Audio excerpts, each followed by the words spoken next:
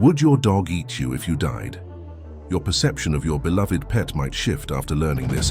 In 1997, a peculiar case was documented by a forensic examiner in Berlin, published in the journal Forensic Science International. A 31-year-old man had retreated for the night to a converted garden shed at his mother's residence, sharing the space with his German Shepherd. Around 8:15 p.m., a gunshot echoed, drawing attention from the neighbors. Approximately 45 minutes later, the man was discovered lifeless with a gunshot wound to the mouth. A Walther pistol lay beneath his hands, accompanied by a farewell note on a nearby table. To the police's horror, bite marks were evident on his face and neck. The mystery unraveled swiftly when the German Shepherd regurgitated human tissue, including skin with discernible beard hair. This wasn't a tale of a starving dog driven to consume its owner for sustenance. A bowl filled with dog food was untouched on the floor upon the police's arrival. The unsettling inference: perhaps our faithful companions aren't as loyal as we believe. The frequency of pets scavenging their deceased owners isn't formally documented, as highlighted in a 2023 article in Forensic Science, Medicine and Pathology. This information gap poses challenges for death investigations, as medical examiners must recognize signs of scavenging, which can mask the true cause or timing of death. Nonetheless, numerous individual accounts of pet scavenging are detailed in forensic science journals, providing insight into a scenario many pet owners find discomforting. Would our pets consume us? Are we merely viewed as a potential food source to them? Research on pets' scavenging tendencies offers some clarity, emphasizing how misconstrued our understanding of animal behavior can be when we overlook their perspective. Let's delve into what the existing forensic evidence unveils. It must have been the cat. There's a common belief that cats wouldn't hesitate to consume their owners, but the evidence supporting this notion is sparse. Contrary to this belief, a report from the Journal of Forensic and Legal Medicine in 2010 recounted an incident where a woman passed away from an aneurysm and was discovered the following morning. Forensic analysis revealed her dog had consumed much of her face, while her two cats remained uninvolved. When cats do scavenge, their actions typically result in less damage compared to dogs. According to forensic anthropologist Carolyn Rando from University College London, cats often target soft facial areas like the nose and lips. Rando, a cat owner herself, comments, "It doesn't surprise me. If you're asleep, they might swat your face to rouse you." A cat's initial intent might be to wake up their deceased owner, escalating to biting when unsuccessful. On the other hand, the majority of documented cases involving pet scavenging focus on dogs. As noted in a 2016 study from the Journal of Veterinary Behavior, canine scavenging in indoor environments is seldom reported but frequently observed in forensic settings. This observation is supported by medical examiners, like Joseph Prahlo from Michigan, who encounters evidence of pet predation during autopsies at least a couple of times a year. Dogs, rather than cats, are usually identified as the offenders. This tendency aligns with the feeding behaviors of dogs versus cats. Dogs are generally more opportunistic eaters, often scavenging from deceased animals, as evidenced by anyone who has witnessed their dog's interest in a dead squirrel. While both dogs and cats might rummage through trash, dogs typically exhibit less discernment when consuming whatever they encounter. The hunger hypothesis. Dogs are descendants of wolves, notes Stanley Coren, a psychologist renowned for his books and television shows on dogs. If a situation arises where the owner passes away and there's no available food, what will they do? They'll consume whatever flesh is accessible. Some instances clearly indicate animals scavenging for survival.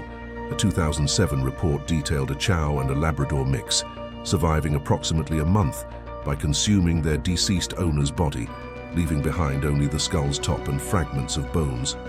In the 1997 suicide case, the German Shepherd began consuming its owner shortly after his demise, as revealed by Marcus Rothschild, the forensic examiner involved. Contrary to popular belief that a dog would resort to eating its owner only when starving, Rothschild asserts forensic evidence clearly contradicts this assumption. Her 2015 review of 63 cases where dogs scavenged their owners indicated that in about a quarter of cases, Less than a day had elapsed before the partially consumed body was discovered. Furthermore, some dogs had access to food they chose not to consume. Considering this, if dogs consumed their owners solely due to hunger, one might anticipate their feeding behavior to mirror that of wild canines. However, this isn't the case. Outdoor scavenging canines, both coyotes and domestic dogs, exhibit a well-documented pattern of opening the chest and abdomen to consume nutrient-rich organs early on, followed by the limbs. Only 10% of such cases involve head wounds. Conversely, in cases where pet dogs scavenged their deceased owners indoors, 73% involved facial bites, while just 15% had abdominal bites.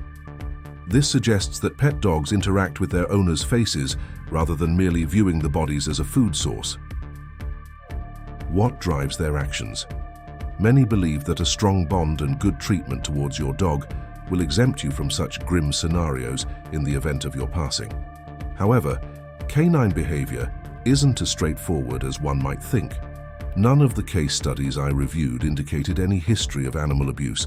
Quite the opposite, several reports highlighted that the deceased owners had excellent relationships with their dogs, as confirmed by friends and neighbors.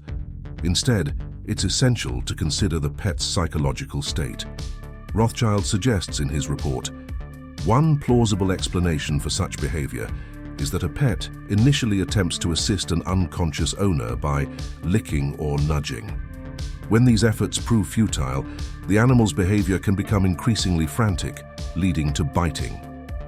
From biting, the transition to consuming is relatively straightforward, according to Rando. It's not necessarily that the dog desires to eat, but the act of eating is triggered when they taste blood. A matter of breeding. According to Rando, different dog breeds possess varying temperaments, which could influence their response to an owner's demise. Published cases feature a mix of mixed breed dogs, as well as several hunting or working breeds. However, a variety of breeds, including affectionate Labradors and Golden Retrievers, appear in forensic reports on scavenging incidents. Generally, most dogs involved were of medium to large sizes, with beagles being the smallest breed documented in scavenging cases. Nonetheless, larger and more robust dogs can inflict greater damage, making these instances more notable. For instance, in 3 distinct cases where owners were decapitated, all involved German Shepherds. Yet it's conceivable that a Pomeranian or Chihuahua would do the same if given the opportunity. Rando suggests that an individual dog's temperament might be a more significant factor.